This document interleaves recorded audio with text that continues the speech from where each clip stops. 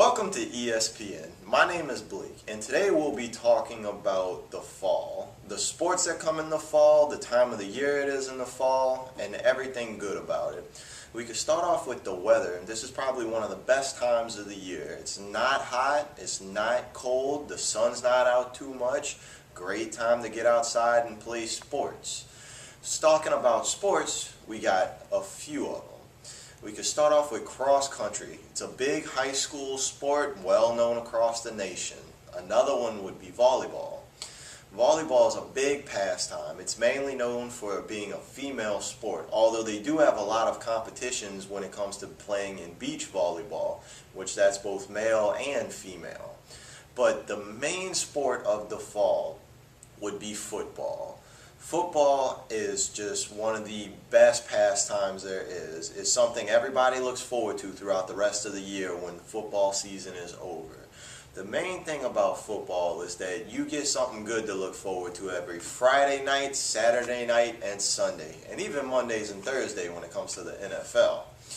The thing about football is that football is not always the way that it is today. When football first originated, you had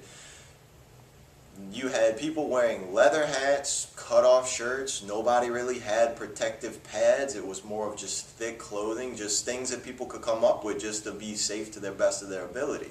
It never did start out with these thick helmets and big shoulder pads to protect you.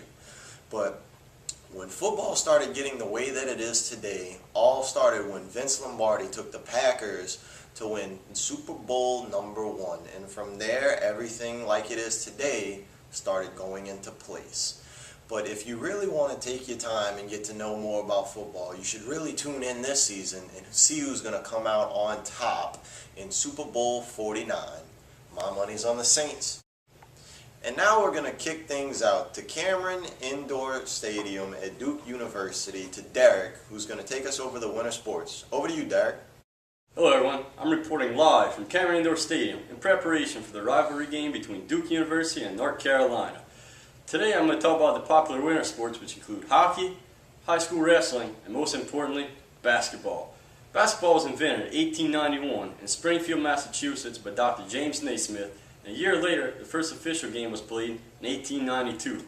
First hoops used were peach baskets, and the first ball used was a soccer ball. What a stark contrast to that fancy equipment we use today. Basketball is popular across the nation in high schools, colleges, and the NBA. The first NCAA tournament began in 1939, the NBA was created in 1949, and then basketball became an Olympic sport in 1936.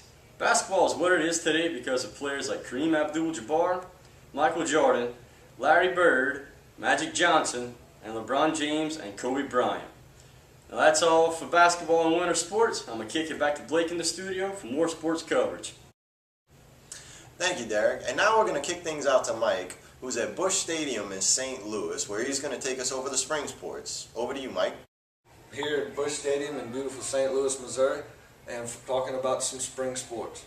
We're going to talk about mainly the most popular sport that happens in the spring, baseball. In 1871, the first professional baseball league was born. It split up into two leagues, the American and the National League. It gave the way to great players like Babe Ruth, Roger Maris, and Lou Gehrig, which set the standard for what the game has become today.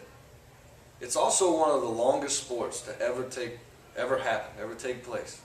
It went from 70 games to 162 games, stretching over 6 months. That's a long time. It doesn't matter what kind of weather you play baseball in, you're going to play.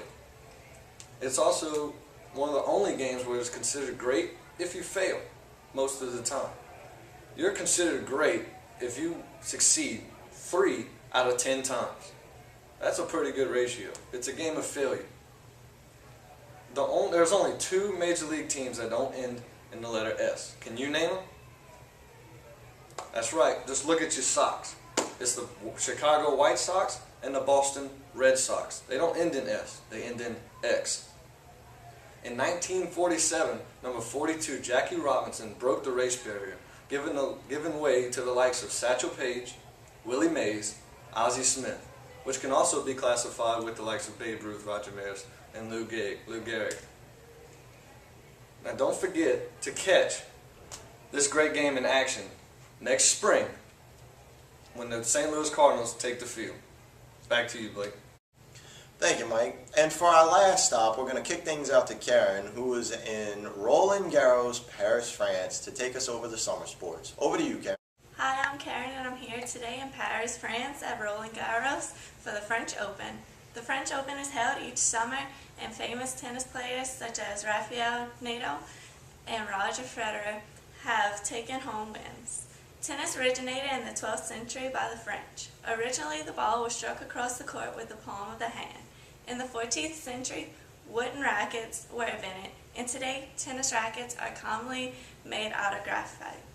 This is Karen in Paris, France. Back to you, Blake, in the studio. Thank you, Karen. And that'll sum up today on ESPN. Thanks for tuning in with us. We'll see you next time.